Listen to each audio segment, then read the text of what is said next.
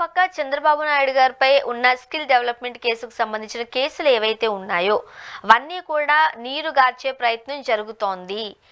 Right, Delhi నుంచి ప్రముఖులు వస్తున్నారు, నిఘా ఏర్పాటు చేయడం జరుగుతుంది. ఇలా రకరకాల వార్తలు మనం ఆయా వార్తాపత్రికల్లో చూస్తూ ఉన్నాం. ఏం జరుగుతుందంటారు? ఖచ్చితంగా ఇప్పుడు చంద్రబాబు నాయుడు గారు ప్రతిపక్షంలో ఉన్నప్పుడు ఆ కేసు నమోదైంది, skill development case. Skill development కేసుతో చంద్రబాబు గారు తప్పు చేశారని, ఆ తప్పు చేసిన కారణంగా పొందిన లబ్ధిని ఆయన పర్సనల్ ఖాతాలకి, అంటే ఆయన ఆ డబ్బులు తీసుకున్నారని నిరూపించాల్సింది ఎవరు? విచారణ ఏజెన్సీ నిరూపించాలి. అంటే సిట్ కావచ్చు, సిఐడి కావచ్చు. కాబట్టి అప్పుడు జగన్మోహన్ గారు అధికారంలో ఉన్నాడు. ఇప్పుడు చంద్రబాబు నాయుడు గారు ఆ రోజే ప్రతిపక్షంలో ఉన్నప్పుడు ఇది తప్పుడు కేసు అన్నారు, ఆధారాలు లేకుండా పెట్టారు అన్నారు. ఇప్పుడు ఆయన అధికారంలోకి వచ్చినప్పుడు ఆయన దగ్గర పనిచేసే అధికారులు ఎవరిని ఎట్లా నిరూపిస్తాడు ఈ కేసుని? అందుకనే బహుశా ఉండవల్లి అరుణ్ కుమార్ వేసిన కేసు కావచ్చు, ఒక జర్నలిస్ట్ వేసిన కేసు ఏంటంటే, చంద్రబాబు నాయుడు గారిపై నమోదైన కేసులు ఆయన కింద ఆయన పరిధిలో పనిచేసే అధికారులు విచారించలేరు, కాబట్టి సిబిఐకి అప్పగించండి అని కోర్టులో పిటిషన్ నడుస్తాం. ఇప్పుడు ఈ ప్రభుత్వం తనకున్న అధికారాన్ని ఉపయోగించుకొని ఆ కేసును నీరుగార్చే ప్రయత్నం ఏమైనా సీరియస్గా చేస్తే, అది కనపడితే ఖచ్చితంగా కోర్టులో ఎవరైతే పిటిషన్ వేశారో సిబిఐకి ఈ కేసును బదలాయించమని దాన్ని బలం చేకూరుస్తుంది. ఇప్పుడు ఆయన మీ కింద పనిచేసే అధికారి మిమ్మల్ని ఎట్ట విచారిస్తాడు అని చెప్పే పాయింట్ కొంత విలువ ఉంటుంది.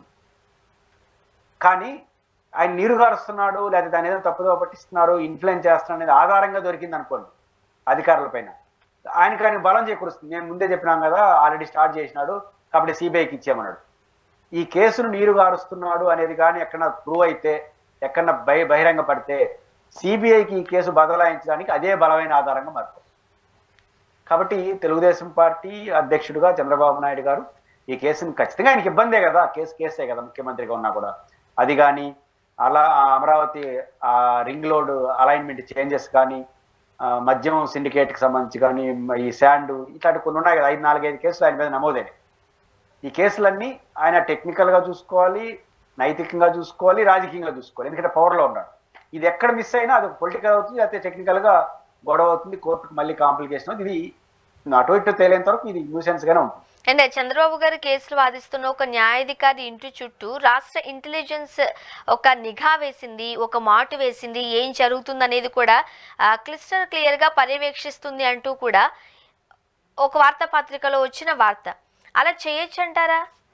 వాస్తవం ఉండే అవకాశం ఉందా? నిజానికి అది జరిగిందా లేదా వాళ్ళకున్న ఆధారం ఏంటో మనకు తెలియదు. నిఘా అధికారి అంటే నిఘా అధికారి ఉండరు, జడ్జి అనుకుంటా. నిఘా అధికారి ఎవరు? గతంలో 2 ఉన్నారు, సిట్కి ఒకరు, సిఐడికి ఒకరు. వాళ్ళు ఇప్పుడు నాకు తెలిసి 2ని బదిలీ చేసేసారు అనుకుంటా, ఆ బాధితులు లేరు. అంటే కొత్త అధికారులపై నిఘా పెట్టాల్సిన అవసరం ప్రభుత్వం ఉండదు, ఎందుకంటే వాళ్ళకి కావాల్సిన అధికారులే ఉంటారు. రెండోది, జ్యుడిషియరీ పైన నిఘా పెట్టేంత సీన్ అయితే ఉండదు. ఇక్కడ నిఘాకి ప్రాధాన్యత తక్కువ ఉంటుంది. అంటే ఒక పత్రికలో వచ్చింది కాబట్టి అది వార్త అయింది, బట్ వాళ్ళకి ఏం ఆధారాలు ఉన్నాయో ఇంకొంచెం రోజులు పోతే కానీ అర్థం కాదు. అయితే నిఘా వ్యవస్థ ఖచ్చితంగా ప్రభుత్వానికి ఎప్పటికప్పుడు సమాచారం ఇస్తూ ఉంటుంది. అయితే వాళ్ళ లాయర్తో చంద్రబాబు గారు మాట్లాడారంటే జడ్జితో మాట్లాడితే తప్పు అవుతుంది, కానీ ఆయన పర్సనల్ లాయర్తో మాట్లాడితే తప్పెట్ అవుతుంది. ఆయన కూడా ఈ కేసు ఎదుర్కొంటున్నాడు కాబట్టి, లోద్రా అనేది పర్సనల్ లాయర్, ఆయన నాట్ జడ్జి. జడ్జి అయితే మాట్లాడకూడదు, కానీ లోద్రా గారు లాయర్ కాబట్టి ఆయన కేసులు ఏమవుతోంది, ఎట్లా చేయాలనేది ఖచ్చితంగా ఆయన మాట్లాడతారు. అది పెద్ద అంశంగా ఉండదు. మరోపక్క ఏపీలో ఏదైతే సోషల్ మీడియాలో మాట్లాడిన వారిపై కేసులు నమోదు చేస్తున్నారో దానికి సంబంధించి కూడా మ్యాజిస్ట్రేట్ చాలా యాంత్రికంగా వ్యవహరించారు అంటూ కూడా ఒక వార్త. అంటే దానికి సంబంధించి కూడా మనము ఒక అడుగులు ముందుకు పడుతున్నట్లుగానే మనం చూడొచ్చు. ఏమంటారు? అంటే ఇప్పుడు కింద కోర్టు, ఆ తర్వాత హైకోర్టు, ఆ తర్వాత సుప్రీంకోర్టు. కింద కోర్టుకు తగిన న్యాయం జరిపి సుప్రీంకోర్టుకి వెళ్తారు. కాబట్టి ఖచ్చితంగా యాంత్రికంగా, అంటే సరిగ్గా చేయలేదా అనే భావన కలిగితే పైకోర్టుకి అప్పీల్ చేయడం తప్ప చేయగలిగింది ఏం లేదు. ఖచ్చితంగా ఇట్లాంటి యాంత్రికంగానే ఎవరన్నా జడ్జీలు వ్యవహరిస్తే పైకోర్టు ఖచ్చితంగా జోక్యం చేసుకొని కొంత సీరియస్ కామెంట్లే చేస్తుంది. సీరియస్ కామెంట్లు చేయడం అంటే అర్థం వార్న్ చేయడం. కింద జడ్జి ఇచ్చిన తీర్పును పైకోర్టు సీరియస్గా తీసుకుని కామెంట్లు చేస్తే అది వార్న్ చేయడం. కాబట్టి ఇది ఆయా ముద్దాయిలు యాంత్రికంగా, నిబంధనలు భిన్నంగా ఏ జడ్జి అయినా ప్రవర్తిస్తే పైకోర్టుకి వెళ్ళడం తప్ప ఇంకొక మార్గం లేదు. కాబట్టి జడ్జీలకి విశేష అధికారాలు ఉంటాయి, రెండోది ఇండిపెండెంట్ ఛార్జెస్. కాబట్టి ఆ అలాంటి అభిప్రాయం కలిగిన వాళ్ళు పైకోర్టుకి వెళ్ళడం తప్ప చేయగలిగింది.